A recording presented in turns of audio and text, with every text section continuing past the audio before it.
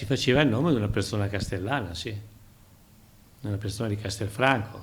E anche qui chi ha fatto le indagini deve dirci se ha trovato qualcosa in merito, ma evidentemente, visto che non è mai più stato considerato, non appare negli atti penali, ha ritenuto come me che non c'entrasse nulla.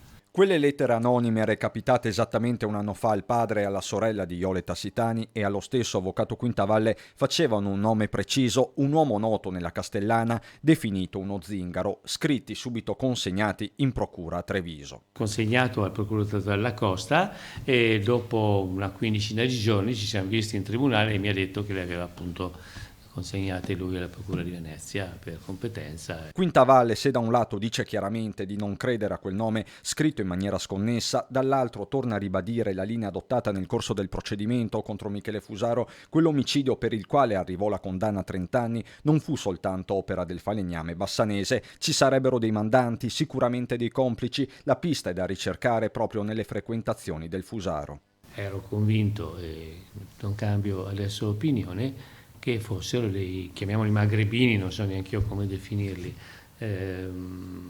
personaggi che il Fusaro frequentava, perché aveva uno che gli tagliava i capelli, che era, lo faceva così per ciappar quattro schè, come si dice in Veneto, e era di quelli là, e frequentava questo tipo di persone. Anche l'aver ridotto il corpo a pezzi dissanguati è macelleria islamica, la chiamo io. Per questa sua convinzione, all'epoca del processo, Quintavalle aveva ricevuto delle minacce. Io ho avuto dei pizzini con i quali mi veniva chiesto di non citare più la presenza di complici e quindi mi sentivo sotto controllo un pochino anch'io. La partita quindi resta in mano alla Procura di Venezia e a questa si appella la sorella di Jole, Luisa, che chiede comunque di aver riscontro sul nome riportato in quelle lettere anonime. Non stiamo accusando nessuno, ma abbiamo sempre sostenuto che Fusaro non abbia mai detto tutto quello che sapeva. Le sue parole pronunciate quando si fanno concrete le possibilità di rivedere il detenuto Fusaro in permesso premio.